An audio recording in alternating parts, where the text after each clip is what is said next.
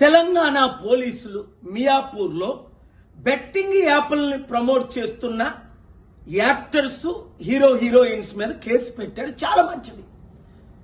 ఈ యాక్టర్స్ కి ఈ హీరోయిన్స్ కి ₹1 2 కోట్లు తీసుకొని బెట్టింగ్ యాప్లు ప్రమోట్ చేయడం న్యాయమా? తద్వారా ఇప్పుడు మహేందర్ 24 సంవత్సరాల అబ్బాయి డబ్బులు పోగొట్టుకొని సూసైడ్ చేసుకున్నాడు. వాళ్ళ మీద మీరు కేసు పెట్టి వాళ్ళ కుటుంబానికి మీరు 100 కోట్లు ఇచ్చినా తిరిగి ఆ అబ్బాయిని తేగలరా? ఇంకొక విషయం, పోలీసులు ఇలా కేసులు పెట్టినప్పుడు ఇన్వెస్టిగేషన్ అయిన తర్వాత మళ్ళీ కేసులు ఉపసంహరించుకుంటున్నారట.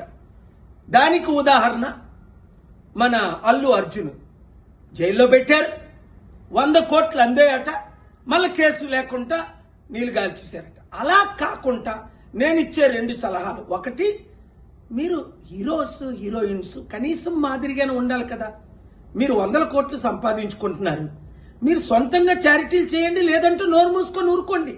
ఇంత కక్కులు ఎందుకు మరలా మీరు వాళ్ళ దగ్గర డబ్బులు తీసుకొని యాప్లు ప్రమోట్ చేయడం? అలాగే కుర్రోలు, అమ్మాయిలు, అబ్బాయిలు ఇలాంటి పనికిమాల పనులు చేయకండి. ఏదో గెలుస్తామని సూసైడ్లు చేసుకోకండి. మంచి రోజులు వస్తున్నాయి, కష్టపడండి, ఓపిక పడండి. మార్పు రానున్నది, ఆ మార్పును మనం ప్రమోట్ చేస్తాం. ఈ వీడియో ప్రతి ఒక్కరికి అందేటట్టు షేర్ చేయండి.